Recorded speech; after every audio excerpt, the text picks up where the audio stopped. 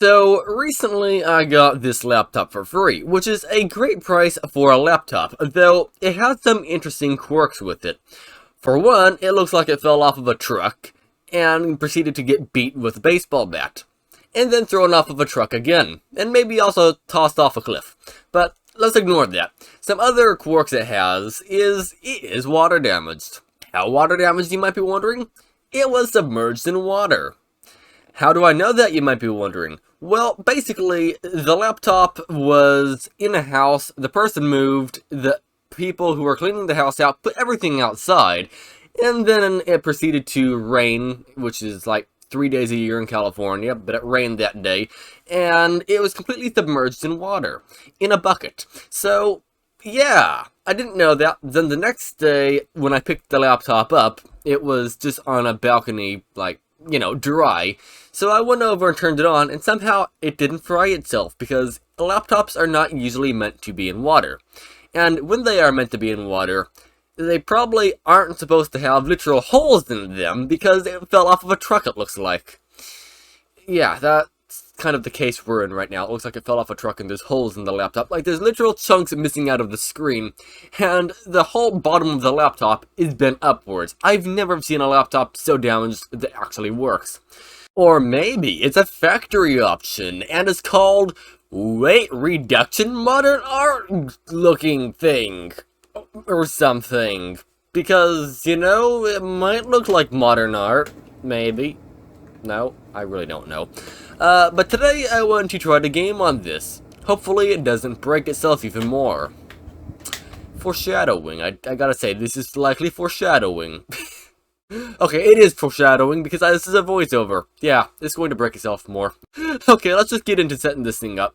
So, booting the laptop, it takes me into Windows 7, at least originally, and it said something like Synergy Company on it, which is rather interesting. But to be honest, I don't really want a used operating system on here. So let's install Windows 11, because, why not go completely modern and continue the factory options on this? Because this was totally a factory option back in 2012 when this was made. Also, if you're wondering what the specs are on this laptop it has an i5-2520 CPU with 2 cores, 4 threads at 2.5 GHz. It also has 4 GB of dual-channel DDR3, 1333 MHz DDR3 RAM. I said DDR3 twice there, didn't I?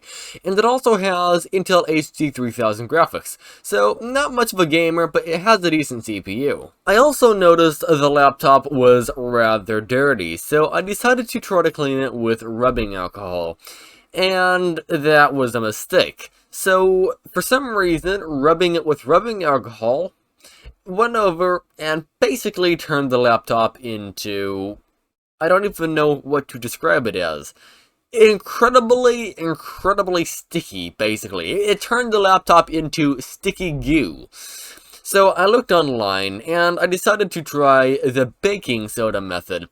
And I scrubbed and scrubbed for about 45 minutes on just one little panel. And no matter what, I couldn't get the stickiness to go away. So yeah, I momentarily made the laptop nearly unusable. So in Windows, the laptop isn't completely ideal, so it has to do some driver updates, otherwise it's going to be running at 0.61 GHz on the CPU. I don't know why. But to add to that, Windows 11 also decided it wanted to break itself, so I had to reinstall the operating system. Instead, this time I installed Windows 10. So hopefully it actually works better. And I had the exact same problem in Windows 10, where the CPU was only getting up to 0.61 GHz until it did the updates. Once it did the updates, then it works just fine. But yeah, I find that quite weird. Now, when I say it works quite fine, it only reaches 2.3 to 2.4 GHz, and the CPU is rated for 2.5. But to be honest, it is close enough. It's working and it's snappy, so I call it fixed. Also, with the fragmented hard drive, it takes 8 minutes and 20 seconds to restart the computer. How I run the restart test is I press the restart button and start the timer as soon as I press the restart button. And then I end the test right as all of the icons load in on the desktop. So, it took 8 minutes and 20 seconds with it fragmented, and with it defragmented, it took 3 minutes, which is not bad.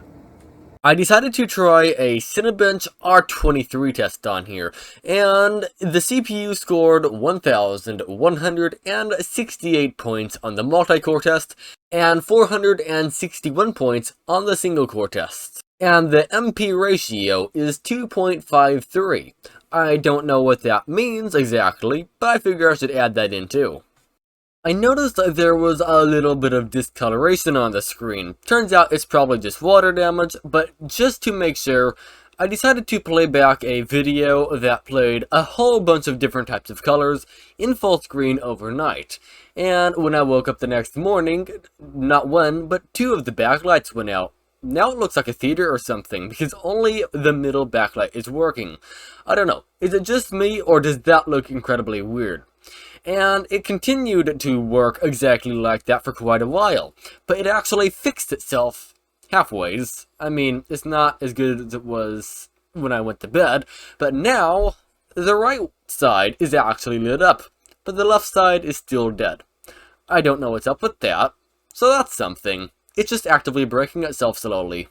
Now it's time for gaming, so I tossed in my 128GB inland SSD, and to do the restart test it took 47 seconds if you're wondering. Also, the laptop monitor is 1366 by 768. Minecraft 1.19.2 sadly didn't launch. The reason why is because it requires OpenGL 4.5.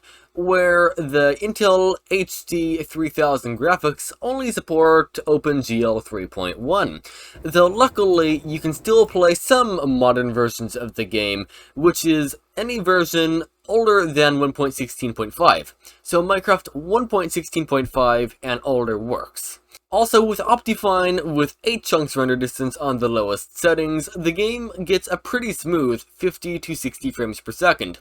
It does stutter when loading in new chunks, but that's to be expected, it's Minecraft. Minecraft Bedrock didn't launch, and the reason for that is likely because I have too many accounts on my device. Too many devices on my account, I mean. And I can't really get that fixed right away. I don't know where to figure that out to fix it. And I don't have time to fix it either. And Minecraft Bedrock would have ran fine anyway if it actually did work. You'd expect probably 60 frames per second, a smooth experience at 8 chunks render distance. Even maybe 16 chunks, it would be just fine. Roblox Arsenal wasn't a very good experience. On the lowest settings in Roblox and the lowest Roblox Arsenal settings, the game was getting between the upper teens, like 19 frames per second, and 30, and it was always fluctuating between those, and it wasn't a very good experience. I'm sure I could play the game just fine on these frame rates, just for somebody who's competitive, it's definitely not ideal. Another game that didn't launch is BeamNG Drive. Now, it didn't launch because of the graphics chip in here, though I'm pretty sure the game would have launched if you were to play a rather old version of the game, because there is an older version of the game that does support DirectX 10. And I'm pretty sure it probably also is fine with OpenGL on this laptop. I'm not positive, but I'm pretty sure it would work. I don't have time to reinstall the game to find out, though. CSGO on the lowest settings was also not an ideal experience, so the game was getting about 30 frames per second. It didn't really get much above 30, but it often dropped below 30.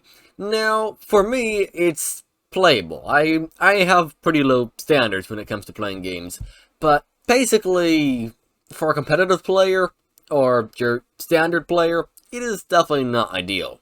But because currently it's 10:30 p.m. and I need to get this video finished in the editing tonight, I'm gonna say this is a rather interesting laptop. I'm not going to do much more benchmarks on it today though, because of time constraints. But at least in the less intensive games, you might be able to get away with gaming on it. But likely a lot of games won't even open anymore. This is definitely a rather unique laptop with all of its factory options. You know, the holes in it, the weight reduction, the modern art, all of that stuff. It's definitely unique.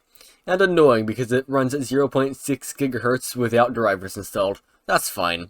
But one way or another, thanks for watching and have a wonderful day.